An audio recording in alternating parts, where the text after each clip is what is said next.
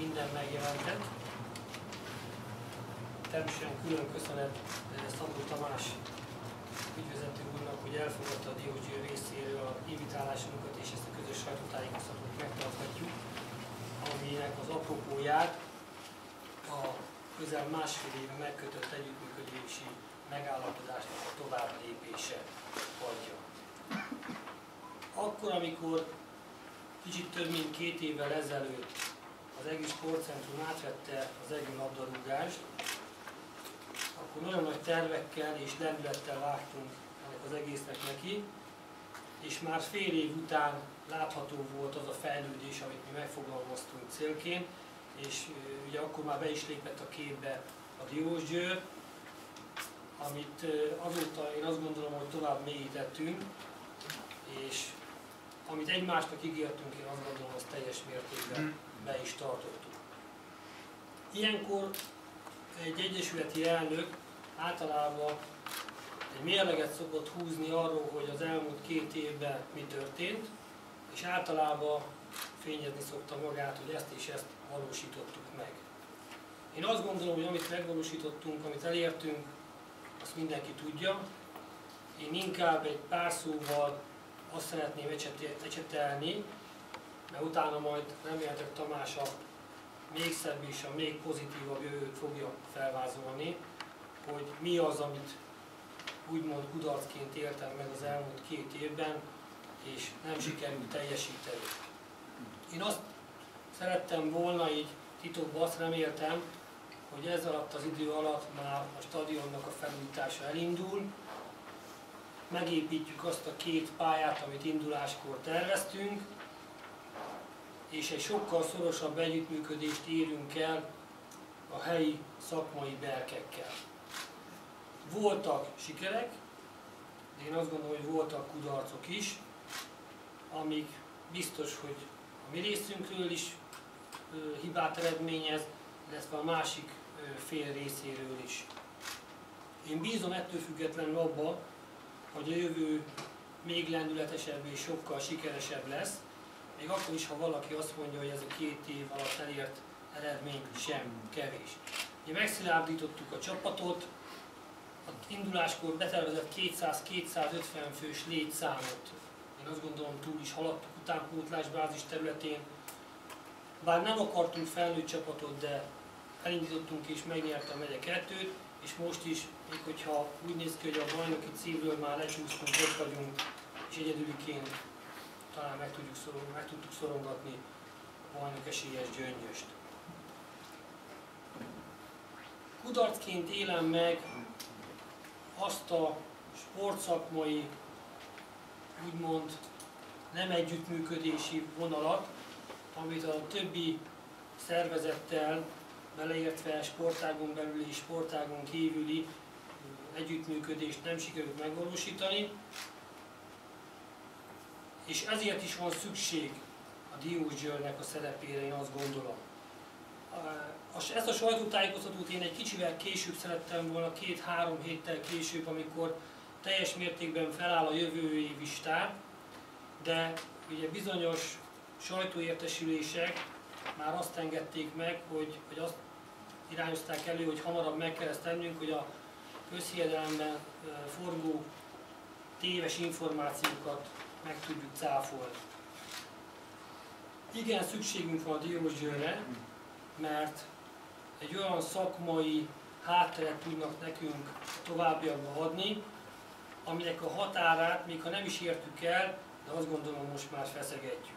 Ugye, ahogy felállt az egész utánpótlás bázis, és én büszke vagyok arra, hogy nagyon sok fiatalt bevonzottunk ebbe a bázisba, megtartva 2 rutinos szakembert a csapatban, de kell most már az a szakmai továbbmutatás, és elsődlegesen a saját elvárásaink miatt is, és talán a külső körülmények miatt is, amit most már a Diósgyőr tud nekünk úgymond produkálni, és tud benne segíteni.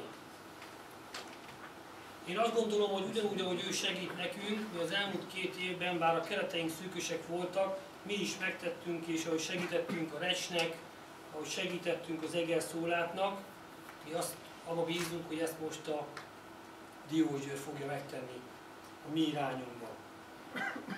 Én is mondhatnám, hogy ezek miatt a kudarcok miatt sértődött, bizonyos esetekben sértődött lehetnék. Én azt gondolom, hogy a mondás mondja, ami nem öl meg, az erősít. Én azt gondolom, hogy ez nálunk is érvényes, és ami talán a legnagyobb kudarc számomra az, amit szintén a mondás mond, hogy senki nem lehet a saját hazájában proféta, az itt Egerbe ránk nézve kimondottan, hatványozottan erősödik fel. Én azt gondolom, hogy sértődött emberekre nincs szükség. Mindig azt szoktam mondani, hogy senki nem kényszerítette erre a munkára minket, erre a feladatvállalásra, mint ahogy senki mást. Úgyhogy én azt kérem a többi embertől is, hogy ne megsértődjön, hanem tolja a szekerét, és hogyha ő neki más szekeret is tolni kell, akkor vegye tudomásul, hogy nekünk meg a labdarúgás szekerét kell tolnunk. És ne tőlem várják, hogy majd a kézilabdát, meg az egyebeket, meg a vízilabdát én toljam. A fotball szekerét sem tolja más.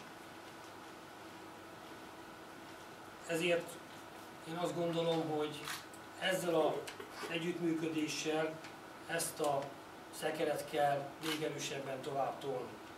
Ez az együttműködés abból áll, hogy a Diósgyőr és az EGRI Sportcentrum, illetve a Diósgyőr birtokló Kórsad Invest és az EGRI Sportcentrum létrehoz egy Kft-t, amit közösen tulajdonol, és ez a Kft. Fogja működtetni az EGRI labdarúgást a nyártól. Ennek a részleteit Tamás fogja elmondani, illetve természetesen, ha menet közben bármilyen kérdés, észrevétel van irányomban, annak pedig szívesen rendelkezésére állok. Tamás. Köszönöm szépen. Én is nagy tisztelettel és szeretettel köszöntök mindenkit. Ez a mai nap úgy gondolom, legalábbis nagyon remélem, hogy az EGRI labdarúgás történetében úgy fog bevonulni, mint egy mérföldkő és egy olyan új kezdet, ami talán segít abban, hogy az EGRI labdarúgás legalább arra a szintre jusson, ami korábban már többször is volt. A DVTK-nak, mint az Észak-Magyarországi Régió egyetlen első osztályú klubjának nem csak hogy szándék, hanem egyenesen kötelessége is, hogy segítse azokat a klubokat, illetve azokat a városokat, akik komolyan gondolják a labdarúgásnak a fejlesztését, és azt, hogy a labdarúgást egy magasabb szintre emeljék. Úgy gondoljuk, hogy az a régiós összefogás, amit mi elkezdtünk a Salgótarjának a segítésével, illetve most már ott is tulajdonosként szeretünk, illetve most az Eger esetében hasonlóképpen, ez az összefogás lesz az, ami az észak-magyarországi futballnak az egészét fel tudja emelni, és egy olyan részévé teszi majd a magyar labdarúgásnak, amire mindannyian is együtt büszkék lehetünk. Amikor elkezdtük ezt az együttműködést, Péter megkeresett minket most körül majdnem 2 évvel ezelőtt, akkor is ez a szándék vezetett minket, és most is ez a szándék vezet minket, hogy segítsünk itt Egerben, helyben. Mi azt tartjuk jónak, hogyha egy városban olyan színvonalú és olyan feltételekkel rendelkező, akár infrastruktúrálisan, akár szakemberekkel rendelkező utánpótlás van, hogy a gyerekeknek ne kelljen elmenni a városból, ne kelljen máshol keresni a boldogulást, hanem legalább 14-15 éves korukig, tehát az általános iskolának a befejezéséig helyben legyen biztosítva a sportolásuk, ne kelljen őket visszakítani a családba, mert erre nagyon sok negatív példát láttunk. Tehát a mi feltett szándékunk, hogy itt, Egerben olyan feltételeket tudjunk a DVTK segítségével biztosítani, hogy minden egyes gyerek a legmagasabb, az országban, Magyarországon elérhető legmagasabb szintű képzést és legjobb infrastruktúrális feltételeket fogja kapni. Ez nyilván nem fog egyik percről a másikra megtörténni, de én nagyon bízom benne, hogy azok a szülők, akik a gyerekeiket most ide hozzánk járatják, illetve esetleg azt fontolgatják, hogy máshová elviszik őket, látni fogják a pozitív változásokat már néhány hónapon keresztül, és egyetlen egy egri gyereknek se lehet az a célja, hogy máshol keresse a labdarúgás, a megfelelő labdarúgás képzést. Ez a mi feladatunk, hogy közösen ezt megteremtsük. Nagyon szépen szeretném megköszönni Péternek, és illetve a segítőinek, támogatóinak, hogy 2 éven keresztül itt gyakorlatilag életben tartották a egri labdarúgást, sőt a felnőtt szinten is ugye elkezdődött egy munka, mert így nem a nulláról kell indulnunk, hanem van egy olyan biztos alap, amire építeni lehet. és nagyon bízom benne, és ez a célunk, hogy a lehető leghamarabb MB3-ban szereplő együttesünk legyen, illetve a középtávú cél, ez itt egy ilyen 3-5 éven belül, hogy az MB2-ben és az EGEL megvesse egy lábat, és egy stabil másodosztályú csapat legyen, ami az egész megyének a reprezentánsa és komoly szintű labdarúgást tesz lehetővé, és elsősorban ennek a csapatnak, mint az MB3-ban, vagy az MB2-ben majd megyei kötődésű, illetve EGRI kötődésű játékosokból kell állni. Úgy gondoljuk, hogy nincsenek különösebb értelme, hogy az ország másik részéből, vagy nagy Isten külföldről hozunk Egerbe labdarúgókat. Az itteni közönségnek, az itteni városnak arra van szüksége, hogy a helyi és a megyei labdarúgók adják a csapatnak a gerincét, és ők harcolják ki azokat az eredményeket, amikre majd remélem együtt később büszkék lehetünk. Ugye Eger egy sportszerető város, az előzetes tárgyalások során ugye azt láttuk, hogy a városvezetés az maximálisan a sport mellett áll, és ezért döntöttünk is úgy, hogy komolyabb szerepet vállalunk ebbe. Ugye legutóbb, amikor a Diósgyőri edzőközpontnak, az új edzőközpontnak az átadása volt, akkor a miniszterelnök úr is külön kiemelte, és megköszönte a tulajdonosunknak, Leisztinger Tamás úrnak, hogy a Diósgyőr mellett tehetsége és lehetősége arra, hogy a Salgótarján és az EGRI labdarúgást is segítse. Úgyhogy mi ezt az utánpótlásban történő együttműködést, illetve a felnőtt csapatok közötti együttműködést, mert nyilván lesz játékos áramlás, ami adott esetben megkönnyíti az eredmények elérését itt Egerben, a Salgótarjánban, és nyilván később pedig Miskolcon, Diósgyőrben is. Tehát mi ezt az egész együttműködést nagyon komolyan gondoljuk, nagyon komolyan és következetesen véghez fogjuk vinni, és az EGRI labdarúgást egy olyan szintre szeretnénk elvinni, ami stabilan, fenntarthatóan, gazdaságosan működtethető, és mindenkinek örömére szolgál, aki ez a sportág ebben a városban érdekel. Én nagyon szépen köszönöm a figyelmet, és nyilván a kérdésekre én is nagyon szívesen válaszolok. Köszönöm szépen. Köszönöm Tamásnak a pozitív szavait. Kicsit úgy érzem magam, mint a józsarú-rozsarú játszása a rendőrség életében. Annyit még azért hadd tegyek hozzá, hogy ennek a továbblépésnek az első változatában, ez a közös Kft-ben természetesen lesz egy ügyvezető igazgató, akikkel a tárgyalásokban megkezdődtek, illetve egy sportszakmai szakember, aki összefogja a teljes utánpótlásnak a kérdését, és természetesen az ügyvezető feladata nem csak az utánpótlás, hanem a felnőtt csapatnak a kialakítása is, amelyik a jövő évben esetleg valami véletlen folytán nem sikerül most az MB3, a következő évben mindenképpen egyből egy MB3-as csapatot épít fel, ami megnyeri a megye egyet, és a következő szezontól pedig MB3-ba tudja folytatni. Természetesen ugye sokszor felmerül az, hogy akkor én most biztos kivonulok a rendszerből, nem vonulok ki, aki ettől fél, azt megerősítem, hogy nem, aki pedig ennek akar örülni, azt meg szintén tájékoztatom, hogy nem. Továbbra is itt vagyok, segítek, talán az EGRI vonatkozásában kicsit háttérbe vonulok, átadom a területet más embereknek, szakembereknek, akikből egyik EGRI, a másik, vagy egyik része EGRI, a másik része talán, hogy egy ember nem EGRI.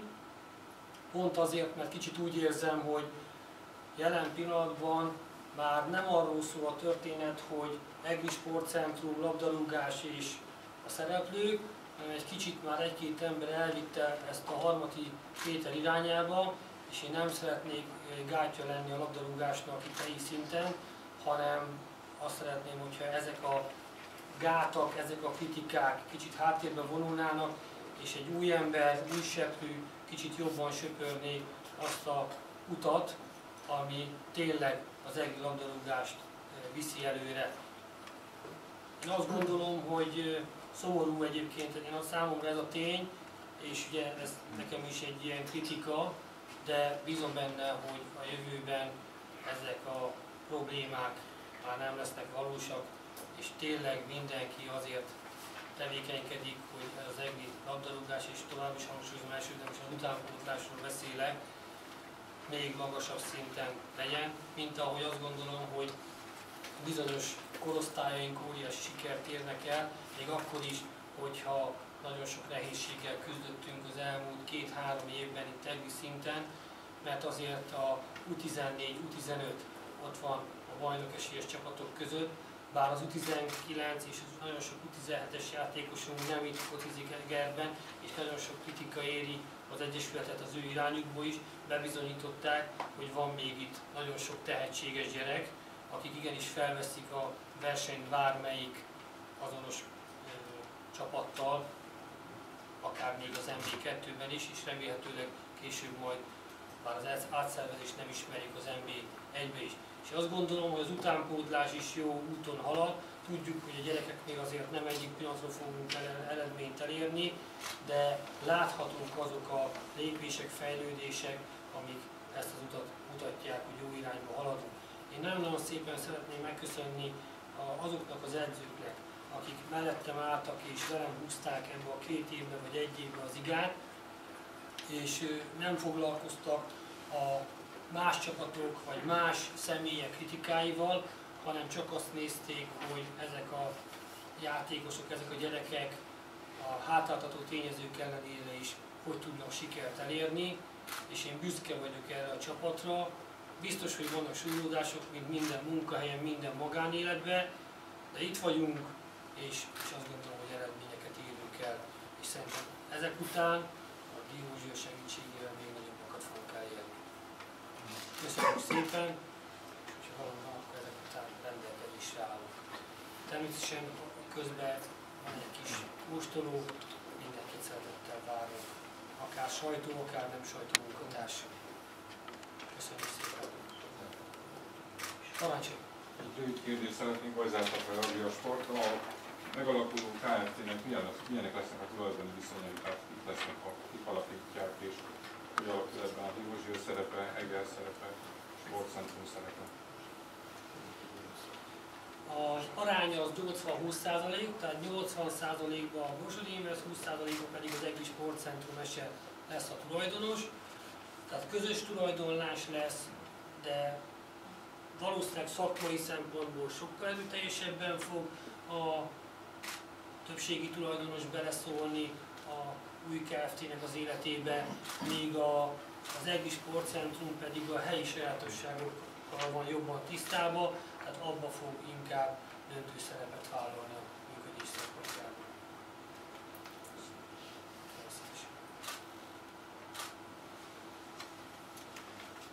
Ha más kérdés nincsen, akkor nagyon szépen köszönjük. Minden megjelentnek. További jó munkát. Köszönjük az edzőt. Jó, köszönjük szépen.